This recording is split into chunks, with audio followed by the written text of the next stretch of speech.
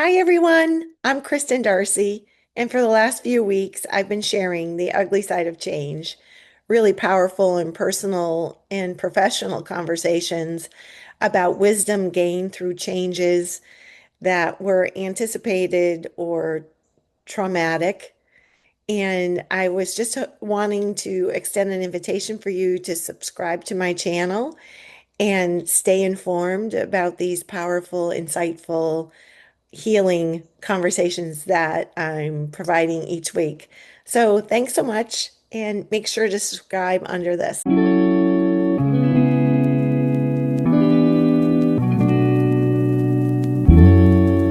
Hi, everyone, and welcome to this week's amazing conversation with Dr. Anne-Marie Szmyt. Of course, we're continuing our insights and pain into passion conversations about the ugly side of change. And why I thought it was so important to hear from Anne Marie is that she has had an extensive, and you can go into that more yourself, with people changing their job positions and how that affects every part of your life, mental, physical, emotional, spiritual body, when you're going through those big life transitions as a job, it can be stressful or it could be a blessing. So welcome, Anne Marie. I'm so happy to have you. Thanks for having me, Kristen. I'm looking forward to our conversation today. Me too. So I kind of sent a little cheat sheet about, you can speak to this personally or professionally about, is there a change that occurred over your life or over your work career that you're like, wow, that was really significant. And I'm going to, sprinkle that wisdom with me wherever, I can help other people with it. Absolutely. I think one of the challenges when we look around at others who we admire or think, I would love to be in that role, whether it's married or a parent or working in a particular organization, um, striving to have achievements within your life that make you feel good. I think we look at people and we say, wow, it looks like they really have it together. Right, And why can't I be like that?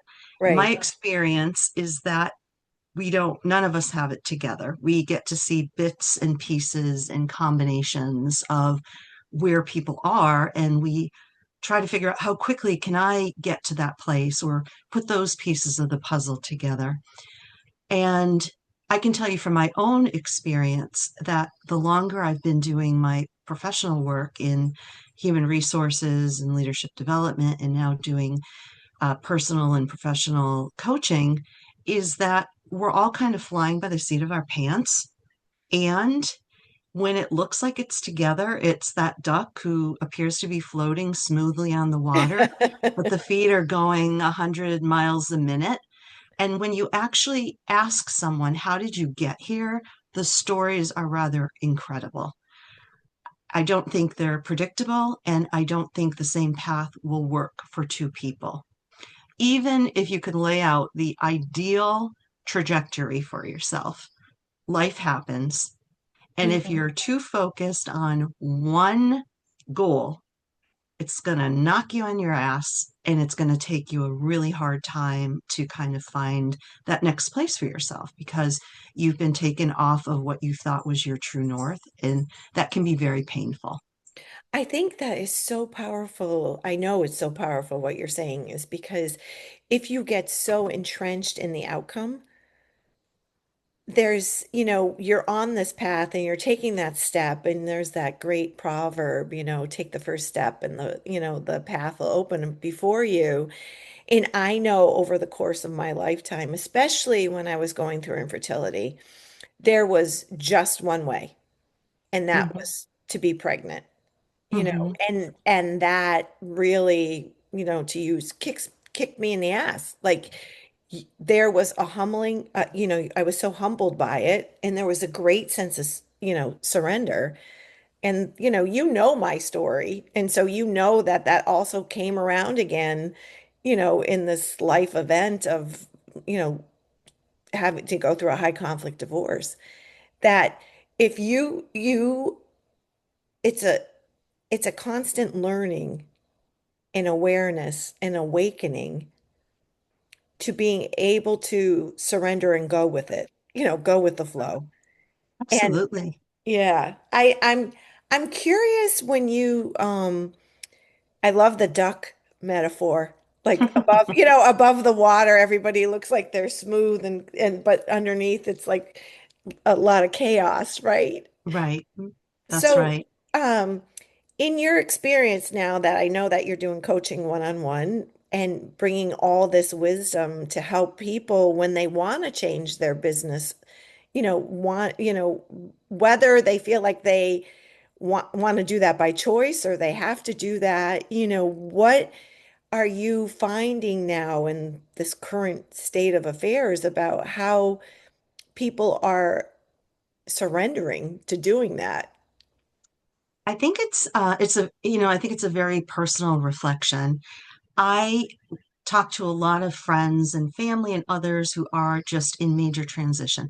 I lost my job at a corporate 50 company, had no idea it was coming, and I work in HR, which is kind of ironic, right? Right, And when I talk with people, I'm able to say, hey, I've been there. I understand what you're experiencing. right, But really, I think the key is to turn around. And there's this phrase that is political in nature, but really doesn't have anything to do with politics. And it's disjointed incrementalism. And I love that term because just like when you write your resume, sometimes you have to look back and say, what did I learn and what are my skills? Because right, everyone has tools, muscles that they flexed when they needed to, whether it was something that happened to you, a health issue, a divorce, loss of a friend, death. And you look back and you say, I made it through that right, and I'm here. And what right, did I learn? So then you pull all of that together and you say, these are my skills now.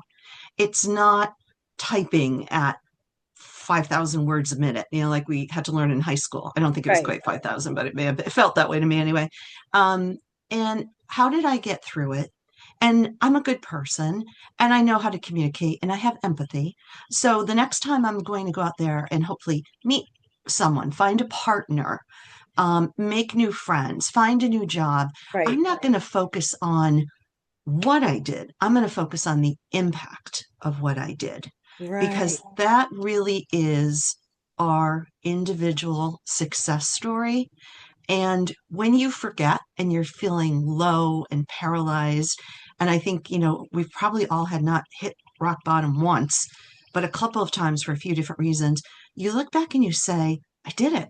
right, But for the grace of God, and right, everything around me in the universe, I made it through. Like, I can do this. And I right, haven't sacrificed being kind to people. I haven't done any of that.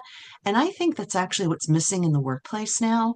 We have um, students and young adults who started their first jobs completely remotely, right, students in high school and grammar school who, if you didn't want to be friends with someone, you can erase them off of Instagram, you can just make them disappear.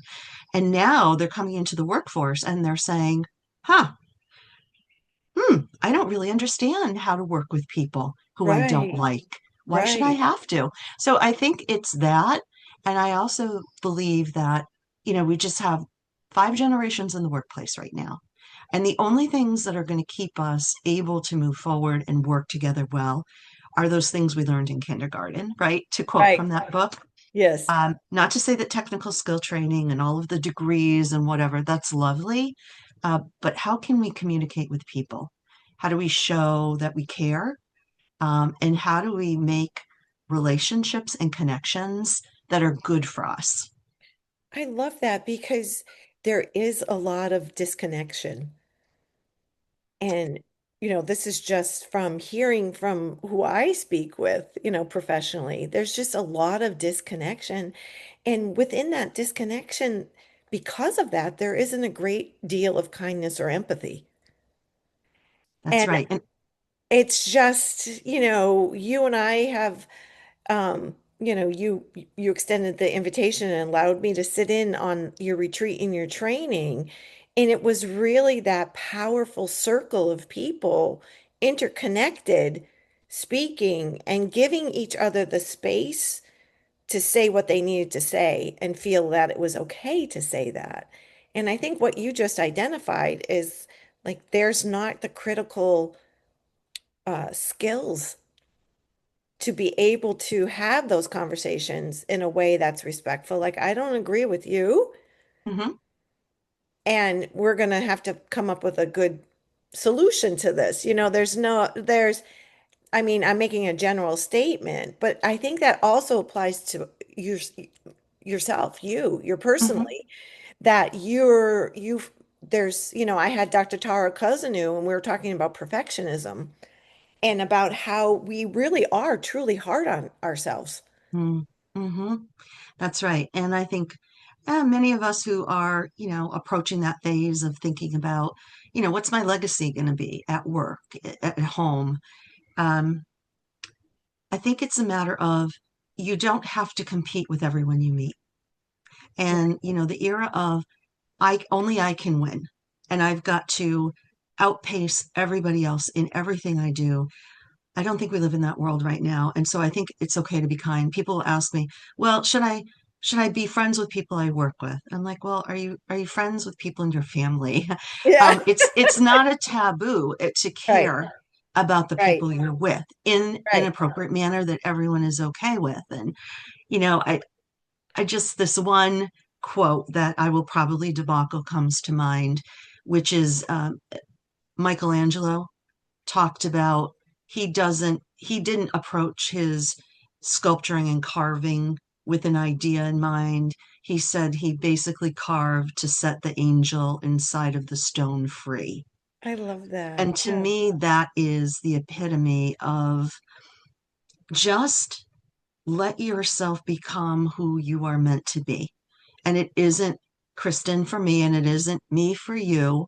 You're your own person. I'm my own person. And to your point, we'll say we're human. Right.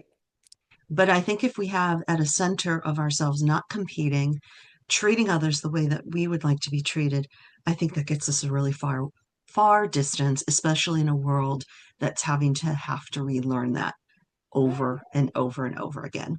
I love that. I think that that is the perfect way to just close out, unless there's one other pearl of wisdom. I'm Jody Burns and I spoke, and she discussed divorce and home, and feeling home and how you can create Hmm. home. And I think what we're talking about is really having that heart-centered groundedness so You that said it better than I did. Absolutely. so that we do not have to feel threatened, and we don't have to feel like we're on, high alert.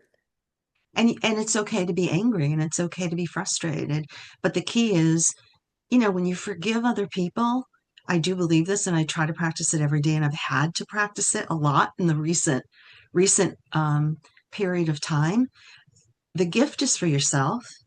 And Yeah. the joy is that you get to reignite, reconnect, recommit to people, relationships, groups, organizations that maybe you thought you couldn't do that with anymore. And it's incredibly energizing and uplifting. Well, So is Anne-Marie, I should be calling you Dr. Anne-Marie, but you carry that skill and that grace of forgiveness. Like, I'm still a work in progress. Like if there's that meme on Instagram, like, when your bestie or your friend tells you that they've been done wrong by somebody else, then you have a beef with that person. Like, I have that divine kind of mother energy, like, oh, I'm going to take that person out. So it takes me a little bit to come to that forgiveness, but you are a leader in that. And I think well, that what that shines through in everything that you do in your work, in your home life, in your community service. Like, I think that's important. And I think it's important for us to talk about it, about self-forgiveness. Like, you absolutely. did the best you could with the information you had at that time, and, give yourself a mulligan, give yourself the grace to say, okay, I'll do better next time. Absolutely. Because again, the duck on the water. I want to be the duck that floats on the back. Hangs I out. want to be the duck that suns myself so everyone can see that my feet aren't moving, but I can't. So Yeah. I have to hide them underneath the water, but I'm still floating gracefully. That's the visual I have for myself. So But I thank just want you. to give you a shameless plug. So if you're needing some support or thinking about changing your job position, Dr. Amory is available to help you tweak your resume, figure out what your passion is, decide what the next step might be, and maybe even come up with something better.